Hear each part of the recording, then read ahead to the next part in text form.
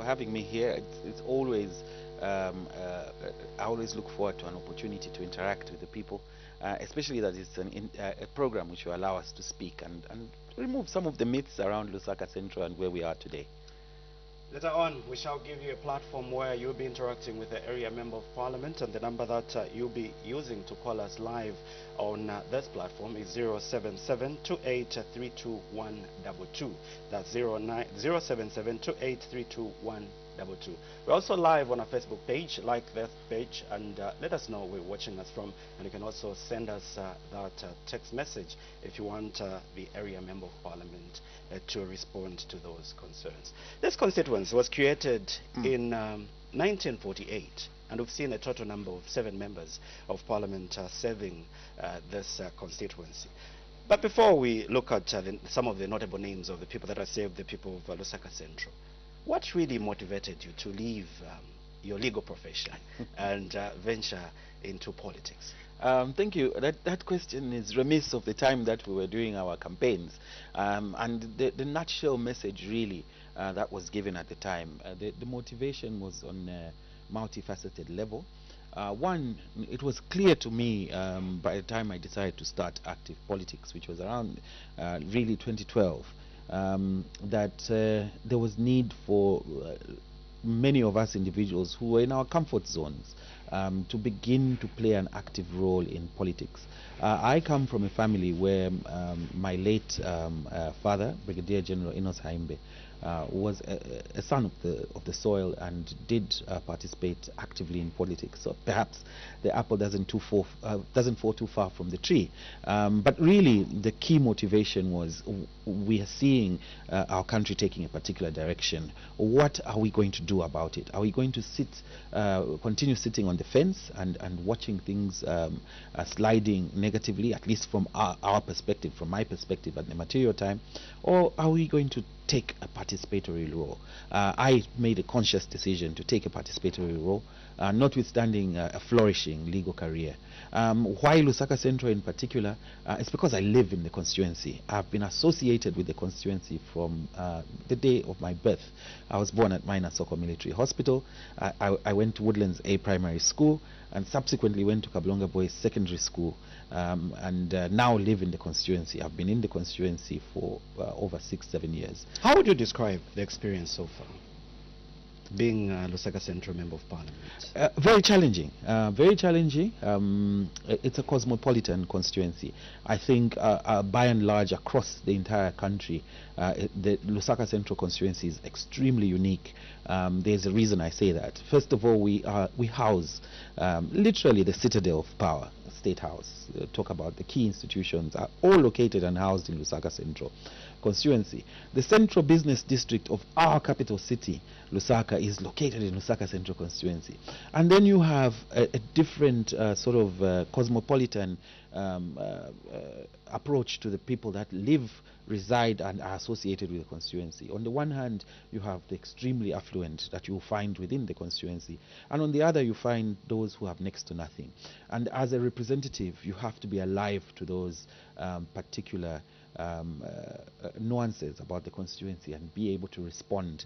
And that has been a challenge, not in a negative way, but in a positive way. When I sit down with, for example, a constituent from perhaps Chilulu, one of the more, the less affluent areas of a constituency, and I'm able to relate, and they are able to see that this is a person that truly resonates with our livelihood, it brings a lot of joy to the heart. The constituency was created in 1948, and we've seen a total number of 7 members of parliament. Unfortunately, we've only seen one woman serving the people of Lusaka Central, and this is your predecessor, as Honorable Margaret Monakatwe. Among the 7 people that have served the people of Lusaka Central, we do have Mr. Ernest Sergeant. Is the first person to serve the people. That was in 1948, and later on the constituency was abolished. I think your constituency has been abolished twice, and the name has changed, I think, twice or 3 times. Yeah, from Lusaka City to Lusaka Central, again just Lusaka constituency. We also saw the likes of Deepak Patel and Guy Scott, who later became the vice president of this country. Where do you draw inspiration from these great sons and daughters of the soil? I think each and every person, especially in my living memory, that has served the constituency has had something to offer. And so the inspiration is, where do I pick up from what others have done? Where do I also leave a legacy? Where do I leave a mark? Where do I carry the baton? I'll look at it like a relay, and the baton has been handed over to me, and I know for sure that my role is to hand it over, and by that point we should have been far ahead in the race. So that is where the inspiration comes from. The inspiration also comes from the fact that there are serious needs in the constituency. I recall during the campaign, for example, there was lots of talk from various stakeholders that this is a very developed constituency. You have flyovers, you have all the rest of it. Yes, infrastructurally we have been blessed, but the challenges continue, and the welfare of the people continues to be a key motivating factor. Speaking to your question, a situation where today you continue to see water and sanitation challenges in a constituency that is as old as Lusaka Central, brings an inspiration to say, I must leave a mark. I'm inspired to do that, and the fact that the majority of the electorate chose to give me that opportunity is a further inspiration, because then I know that I have a burden on my shoulder which I must discharge. We did take our cameras and our microphones out there in Lusaka Central just to appreciate some of the challenges and the successes that you've scored this far. You've been in office for 2 years. Almost 2 years. Almost 2 years. What has been some of the success that you've scored in your constituency? There have been a number. There have been a number, and some of them are well documented, as you've stated. Most of the work that we've done to this date has been in relation to trying to improve the welfare of the constituents across the cosmopolitan constituents, across the constituency. And so there have been many social projects that I have implemented in my capacity as MP, also in my capacity as the founder and director of the Mulambo Haimbe Foundation, which does a lot of philanthropic work. Some of the best moments have been, for example, the process of implementing CDF, which is a flagship program in terms of the current form it has taken for the UPND government. The amounts of money that have been put into the CDF are such that they would clearly have an impact on the lives of the people, the constituents. And this has been seen, for example, in the donation or handing over of desks that were procured under the CDF. We have a good number of schools in Lusaka Central constituency. I don't have the number right off the tip of my fingers. But one thing that we have noticed with the free education policy that has come in, the number of learners in these institutions is substantially increased. For example, just a week or so ago, or 2 weeks or so ago, I was having a town hall meeting at my former school, Woodlands A Primary School, which is now a secondary school, or a combined school as it were. And it was sad for me to learn that we have learners at that institution who are standing whilst receiving instruction. Now, for me, that becomes a critical area of intervention.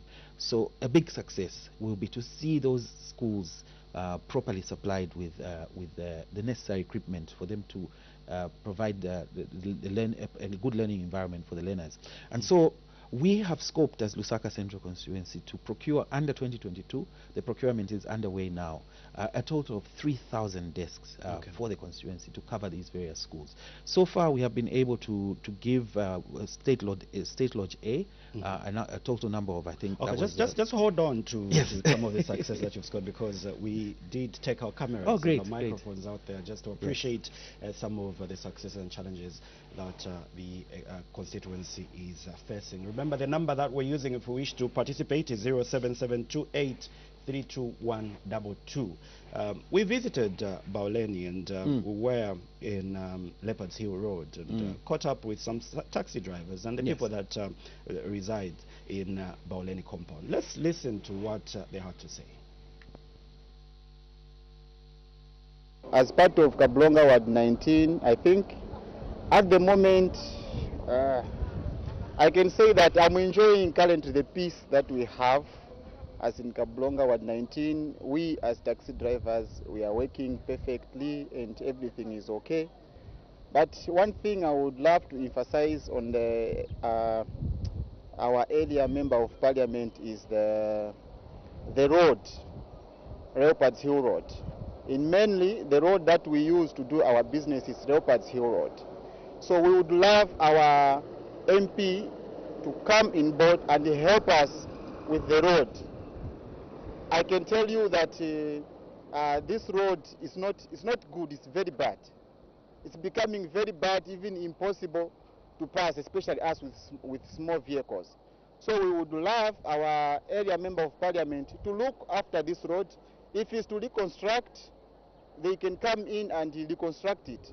Most vehicles are coming from MFAS, Mount Facility Economic Zone, and that's an industrial area. And there is also a plant, Sinoma plant. It produces cement.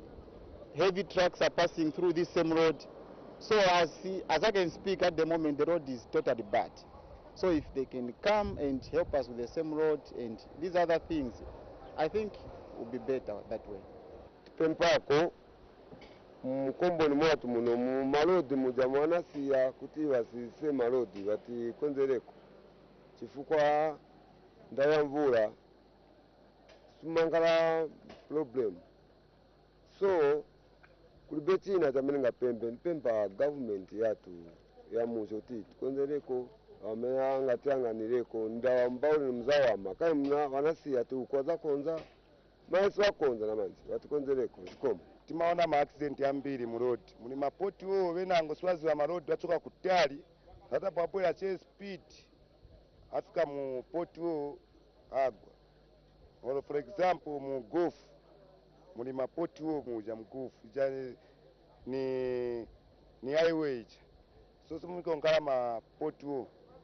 Correction of garbage kuno imapesikati ivutako maningi because there are plenty of garbages which comes from Kablonga and Nyumbayanga and Ibex, but they don't usually kutenga ya garbage kupeleka kuchanuku kwe amafuniko enda and tipempa kuti ati magarbage ajali kuja na ajali kuja kuchanu kuja ku transmitter kuja. If they correct those garbages kuzangala kulibe ma cases ya cholera and the likes, and tipempa like munga like Mkomboni we have, when we don't have electricity timangala tilibe futi na manzi, so we are asking kuti tikangalako na manzi to be okay kuli sengati tilibe ma light.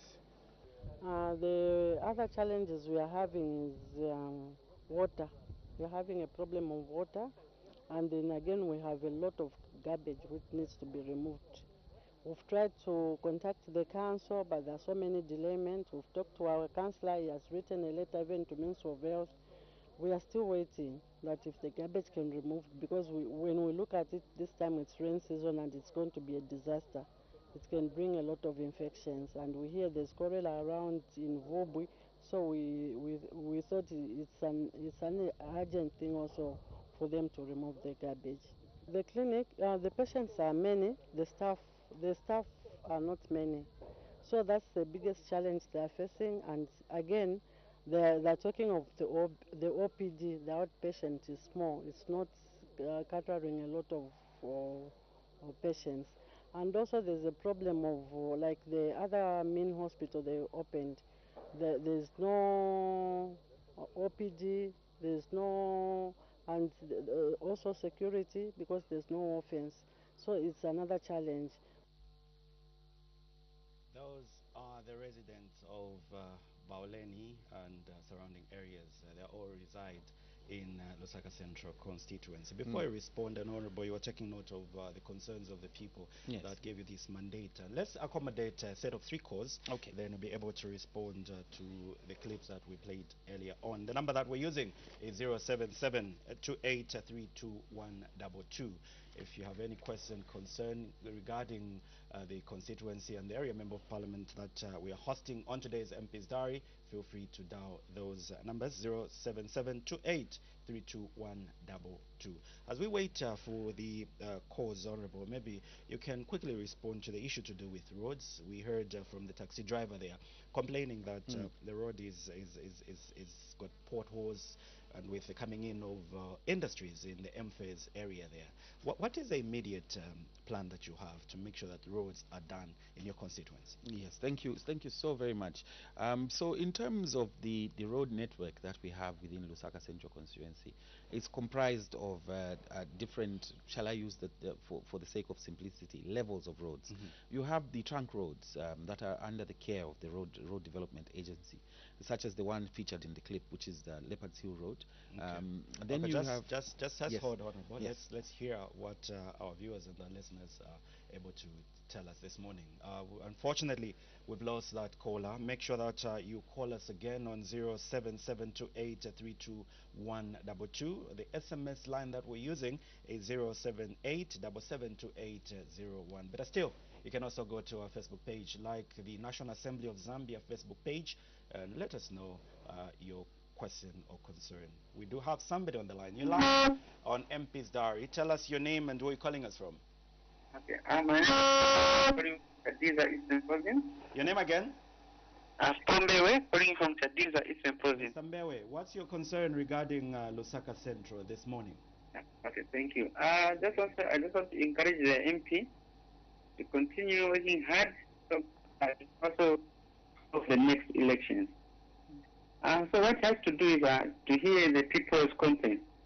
Then he can also score for the next election. Now, the problem is there are so many work that's supposed to do in the constituency. So he just has to be focused.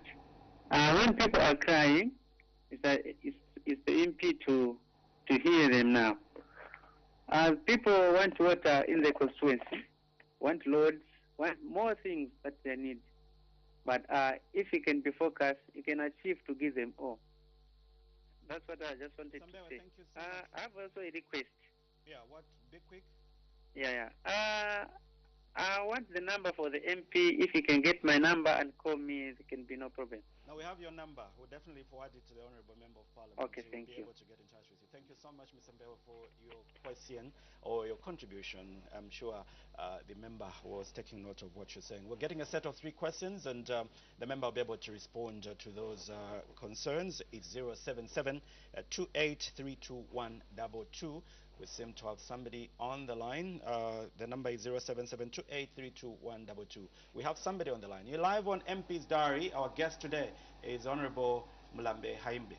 Hello? Your name and where calling us from? Yeah, you're talking to Aaron. Aaron. You're talking to Aaron from Lusaka. Which part of Lusaka? Yes. I just wanted to ask the MP what's the roadmap for the street vendors within the CBD. Where are you calling us from? Within the CBD. Thank you so much, Aaron. I'm sure Mr. Mulambo did take note of that question there. The number that we're using, we get our last caller before the Honorable responds, is 07728322122. Let's check if we have somebody on the line. This is MP's Diary. Your name and where you're calling us from? Kindly reduce the volume on your set. Hello, good morning. All right, we've lost that caller there. All right, for now, okay, we have somebody on the line. Hello, good morning. Morning, sir. Your name and where you're calling us from? Hello? What's your name and where you're calling us from? I'm calling from the province. Reduce the volume on your set there. You can't. Hello? All right, we'll drop that call. Make sure that you reduce the volume on your television. It could be your radio set as well. That's the only way we'll be able to communicate. Honorable, maybe let's quickly respond to the concern to do with garbage. I know that's not your your responsibility, but you do interact with the local authority and indeed the councillors, the 4 councillors that we have in your ward. We did see the pile of garbage. Yes, yes. So perhaps let me just address quickly the issue of the roads. I'd begun to say that there's trunk roads, for example, the Leopards Hill Road itself, Twin Palms Road, and so on and so forth. Those are the responsibility of the RDA. And the first call of business when I took up the role of MP was to engage the RDA to find a solution for those roads. As at now, there's spot patching that is taking place. We are alive to the fact that that is not sufficient. So we continue to push and engage RDA for us to possibly see a more permanent solution to the challenges of what measures are you putting in place to make sure that those are quality works that are done? Because these people that are patching up roads, they're just using cement. The responsibility, yes, the responsibility of seeking contractors and engaging contractors remains that of the primary entity, which is the RDA. For us, we give the necessary feedback. You do have an oversight. Yes, well, of course, an oversight to an extent, and that oversight comes with giving that feedback and saying, look, these are temporary works, and a number of residents have actually come back and said, yes, we are happy that you're trying to do something as government generally about these road challenges, but let's see quality work being done. And we're giving that feedback, and we expect to see a change in the way the work is being done. But in terms of Leopards Hill Road in particular, for me, I would like to lobby, which is my job, for an expanded road. There's enough space on that road for us to be able to recognize that it's a major artery and should no longer be a single lane road. And that would be the message I'd want to give across to those that were speaking. Our taxi drivers, for example, I know that team that sits at Leopards Hill Mall quite well. We interact on a daily basis. Coming to the issue of the solid waste management, challenges in the constituency as a whole, not just those that were seen in Bowling. There's a big problem that we have seen in terms of those that have been given the contracts to collect solid waste across the constituency, including in the CBD. And you will recall that the Ministry of Local Government has said we are restarting the formula completely. We are part of that process to ensure that that is done. In the interim, myself and the councillor have engaged the wider community on a number of occasions, specifically Kablonga Ward 19 Councillor Kosa Mtembo and myself, in relation to the garbage that you saw in that clip in Bowling Township.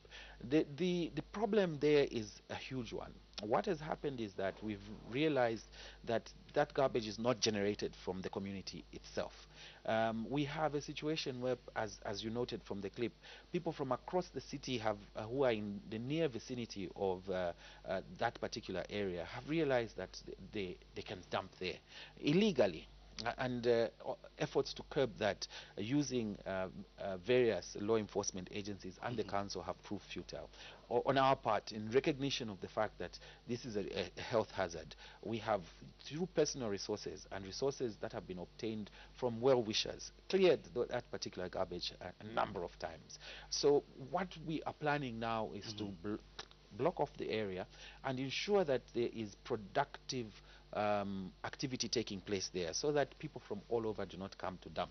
You'll find that actually most of that garbage would come in the night. People will come with trucks and will come and offload there and tip that garbage there, knowing very well that what they are doing is illegal.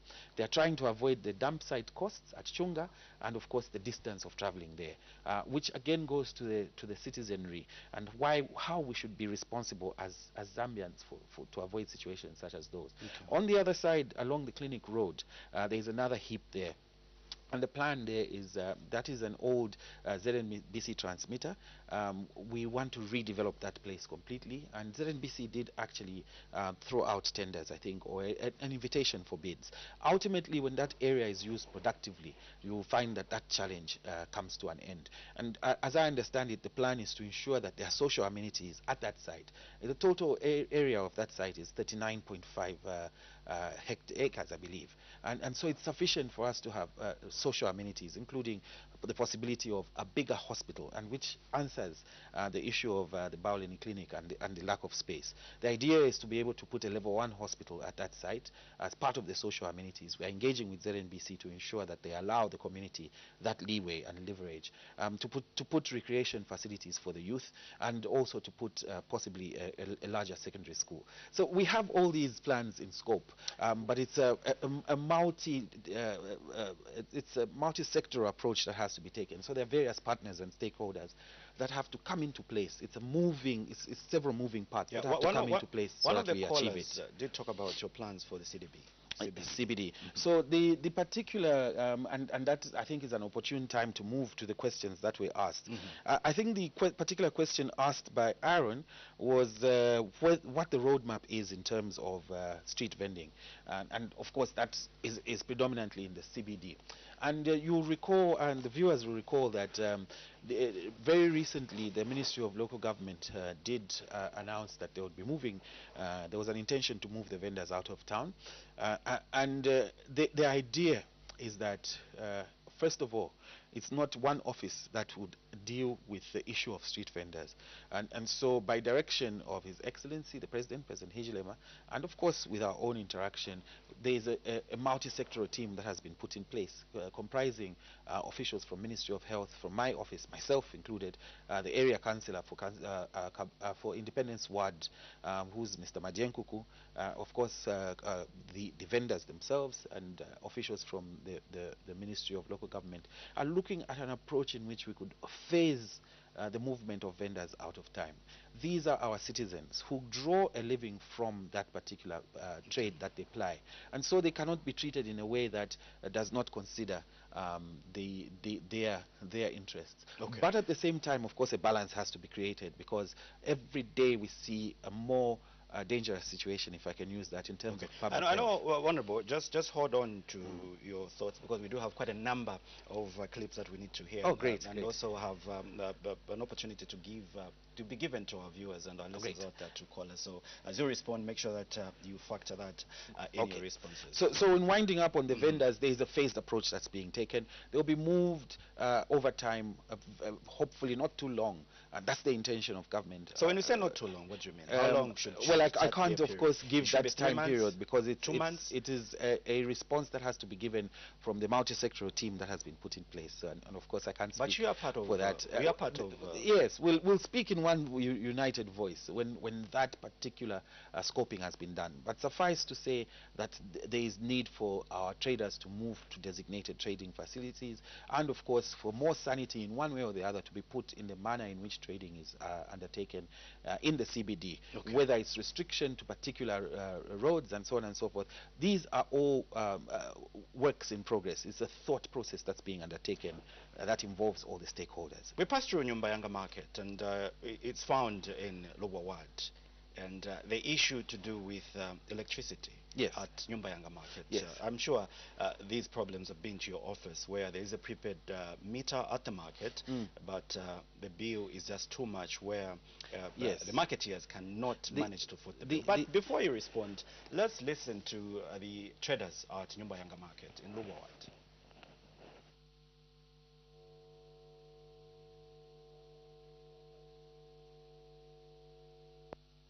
One of them is power, electricity. The ZESCO guys gave us a meter which has got a credit in it, and which the credit does not belong to us marketeers. Then we are being forced to pay the credit which belongs to the council as marketeers. So from the time they installed the meter of a prepaid which has got some credit, we have been facing so many challenges. We buy 600 power 09, 13 hours we don't have power. So it's everyday program. We tried to do the meter separation. The ZESCO guys are saying they cannot fix the meter separation until we exhaust all the balance which is on the first meter they installed. That's the first part. Second part, water. Because when we don't have power, we don't have water.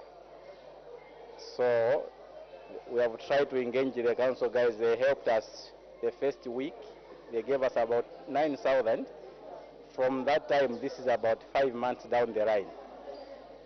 Nothing is happening. Ama complaints yandi ni pamalight. Twaliye shokulandala ba MP pamula namalight, bakansela besu, taliranda pamula namalight. Lelo pali mirimo tabati bombelayo. Tulefa batu afurishe pamula namalight. This market there's no electricity at now. Bali sabika prepaid abantu barafira okusonka endalama.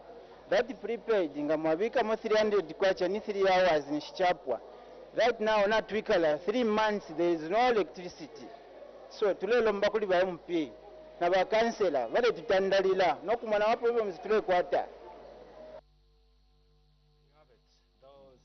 Those are the marketeers at Nyumbayanga Market, which is found in Lugowat. Let's get a set of 2 calls, and the Honorable Member will be able to respond to the issues to do with electricity. We have somebody on the line. You're live on MP's Diary. Our guest on today's program is Honorable Mulambo Haimbe. You're live. Good morning. Hello, good morning. Hello, good morning. Good morning, sir. Your name and tell us where you're calling us from. Come again? Your name and where you're calling us from. What's your name? Musonda within Lusaka. Which part of Lusaka? We are discussing Lusaka Central. Your question or contribution? Yes, within the CBT. Just be brief with your contribution, sir. Yes, I've interest in most of these programs, more so when it centers on the area where I'm actually found in most of the time. Yeah. My challenge is every time I listen to every MP that comes up there, I see certain differences as regards what they are supposed to do in relation to what we have seen in the community. The biggest challenge why I'm saying so is these MPs, they were there in the community before they became MPs. I've not even one day come across an MP who has come out so openly with his heart trying to sort out issues which he had lined up before he became an MP. This would have given even the people in the community the energy and the guts to work with that MP. Now, what we have seen of late is every MP that comes on air appears to be new to the problems that the community is facing or are facing. Okay. Now, if our MPs, like the one who has come on board on Parliament Radio today, if this MP has been paying attention to those Parliament committees that have been running there on this radio at Parliament there, I think he would have abreast himself with the situations currently obtaining not only in Lusaka Central, but the whole entire Zambia. I'm saying so because I'm seeing a push and pull between our MPs and the president's agenda. PF had their manifesto. UPND has got its own manifesto. Just be brief with Why your is it that contribution. most of the MPs have thrown away the UPND manifesto and they do not want to work according to the lined up programs? As we speak now, if the MP was listening to Parliament committee... It seems like we are not communicating. We need to give each other a chance. You talk, I also talk. So he's trying to be political. We need to give other people a platform. Make sure that when you call us, be brief with your question. Just go straight to your contribution so that the honorable member will be able to have ample time to respond. If you keep on meandering, I don't think we'll have that luxury of time. Let's accommodate another caller on the line. You're live on MP's Diary. Your name and where you're calling us from? You're talking to Morgan within Lusaka. Your name again? Morgan. Morgan, I'll request that you just straight to the point. Yeah, Honorable, I'm there. How are you? I'm okay, sir. How are you doing? Yeah. I'm calling within Lusaka. My submission this morning is about we are listening and hearing that cheese vending must be allocated. Is the space enough for city markets and whatsoever? And finally arrange so that all those ones can go and relocate there. or we still need to build another modern market? I'm talking concern about removing street vendors from the CBD, including the mobile money operators. What's your plan on this? Thank you so much, Mr. Morgan. Honorable, I'll give you a chance to quickly respond to yes, the clips that we aired, and maybe you can begin with callers. Yes, yes. So I think I'll begin with Morgan from Lusaka, who essentially resonates with some of the other issues that have been raised around solid waste management, which I was talking about before we had the second clip. So and the issue of street vending. So essentially, and to get to Morgan's point, the idea is to progressively move those that are trading in the street to designated trading areas within the CBD and outside of it. So the plan is to ensure that we increase trading spaces in the locations where people come from. Ultimately, we should be able to have a situation where those trading spaces are made or structured in such a way that we could have trading even after the normal working hours, so that people don't try and rush into the CBD to get what they can easily get in their own communities. And this is a program that has been talked about on a national scale. His Excellency has talked about this before, so it's about implementation. From our perspective as Lusaka Central, in the coming CDF, we intend to allocate some funds so as to improve and enhance the market spaces that we have. For example, if you talk about Baolin, we have two markets in Baolin township: the cooperative market on the one hand, and Katambalala market, which sits on Catholic land, on the other. And those each have got space for improvement in the manner in which they provide services to the people of Zambia. Katambalala, for example, would need an improvement in the sanitary facilities around it, and it is in scope as part of the plans that we want to do. And also speaking also to the earlier clip on the matter of roads, it is the same idea that we have. We're saying, could we as a constituency procure equipment for paving, putting of manufacture of paving bricks, so that we replicate what has been done in Chawama constituency by the use of pavers for roads, and that way be able to increase the number of people that are employed to do that work and the self-reliance in that through the CDF. We'll then be able to deal with, for example, Katambalala market and the sanitary facilities. We do have a clip on Katambalala because we did visit. So yes, so just giving a general picture. But the issue to do with Nyumbayanga market. Yes, the issue of electricity at the market. Yes, I'm getting there. So the issue of electricity at Nyumbayanga market is a historical issue. I think we need to give context to where it comes from. The market was on a post-paid meter for several years prior to the last general election. And what transpired is that the marketeers would, at least from the information I have, would pay a general fee or a general levy to the council, or those that were given the duty by the council to collect those levies. Those levies were supposed to incorporate all fees for water, electricity, and the actual rental for the stores. Over the years, that money was not being paid to ZESCO for the electricity. And so a huge bill accumulated. And this is not unique to Nyumbayanga market. So the long and short of it is that the situation that we have now is like any commercial service provider. ZESCO said, no, we have to sort this challenge out. And they removed the post-paid meter and replaced it with a prepaid meter. And unfortunately, the tariff that is at play there is a commercial tariff.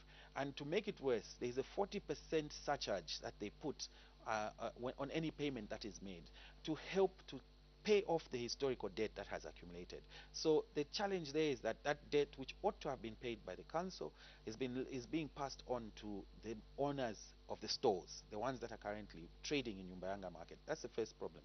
Second problem is that the council says, and by the way, I've engaged council with the councillor and with my fellow MPs in the constituency, in the district. The council says, as far as we are concerned, the non-payment was as a result of activity which was I think, borders on fraudulent activity. So there is an impasse between ZESCO that needs to collect its money, the council that says we will not foot this cost, and of course, ultimately the users. Now that At the end of creates the a day, big, it's the big people challenge. that gave you the mandate that suffer. Yes, it is the people that gave me the mandate. And please, I think, Paulson, it's important for us to understand the limitations of every particular office. I cannot go and force ZESCO and say, ZESCO, you are going to reduce the tariff today. It's a matter of lobbying and negotiation, which is my duty. And it's important that we understand that perspective as Zambians. And we have engaged ZESCO. We have engaged the council. We've had calls for tripartite meetings, and this problem is being looked at. It's a historical challenge. It would be different if there was nothing being done. Something is being done about it across the district with all the MPs. I've visited the market several times and discussed this challenge. And in fact, one of the persons on the clips has actually engaged me personally, and he did his own reticulation at the market for his store, and asked for himself to be given a specific meter. And ZESCO are saying, look, we can't approach an issue of the whole market in such a manner as each person doing their own wiring. It creates a challenge with the risk in terms of electrical fire and so on and so forth. Okay. So the long and short is, this matter is one that exceeds the direct input that a member of parliament can give in terms of trying to get it resolved. We have to work closely with those that are given the responsibility of managing these affairs, in this case ZESCO and the Lusaka City Council. Okay. I would like to use the opportunity as part of executing my duty on this platform to ask our colleagues from the councils and ask our colleagues from ZESCO to think from the perspective of the users at the end of the day, who should not be made to suffer for this unfortunate situation. Let's come to the table and deal with this matter in the interest of the people.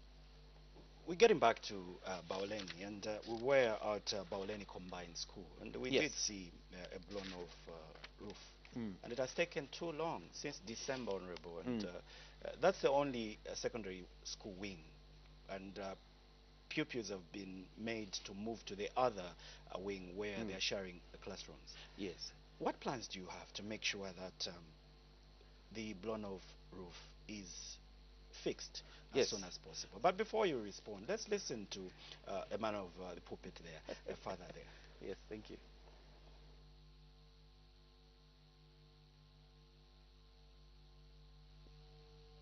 In the CDF committee, or on the CDF committee as a vice chairperson, and as we can see, we are here at Bowlen Combined School, and one of these school blocks were blown off by the heavy rains, I think almost 2 months ago. As a committee, we came in and see how we can help the school through the disaster component, which is in our CDF guidelines. We approved that. I think we didn't take time.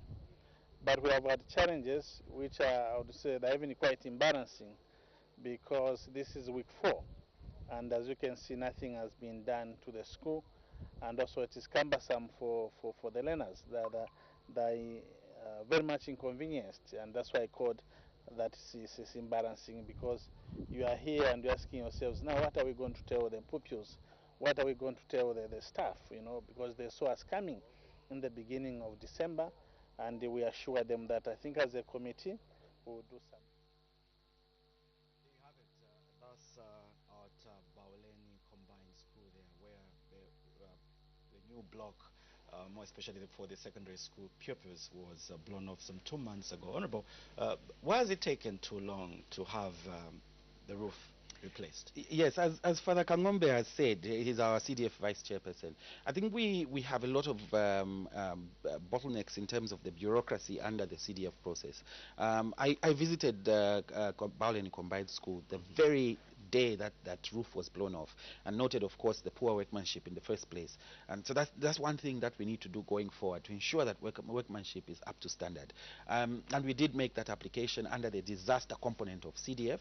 The money has now been allocated. The delay has been due to approval processes, by and large, and the process of procuring the contractor to do that work. We've intervened, and I'm glad to say that that money has now been is sitting in the account, and the contractor has been identified to put a new roof there. But let's also be positive about this. At Bauleni Combined School, under the 2022 CDF, we have approval to build a 1x6 classroom block, and that is also under procurement. So we can end that particular discussion on a positive note. It's unfortunate it's taken this long, but we are acting, we are pushing, and as we go into the year, when the CDF Amendment Act comes into place, these processes will be shortened. I take it that it was teething problems, because it's the first time that so much money is being used for CDF.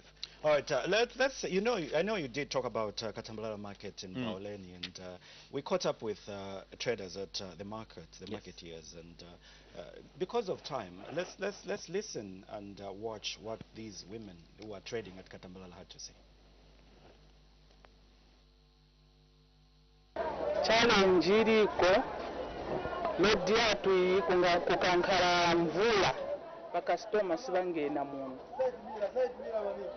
Chinango bizinesi nayo yabwerera maningi pansi na matoilet yatu manzi sometimes uzapeza manzi kulibe.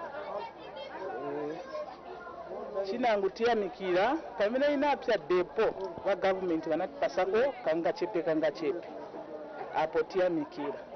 Chinango chamene ni dandaulapo kapena government ma foreigners nao yapaka muno ndrama ma foreigners siyaika mu mabanki kapena ma foreigners sembe yaikako ndrama mu mabanki sembe zinkala ziye chitabwanji ziraunda nayo iyo ninaiona ni challenge.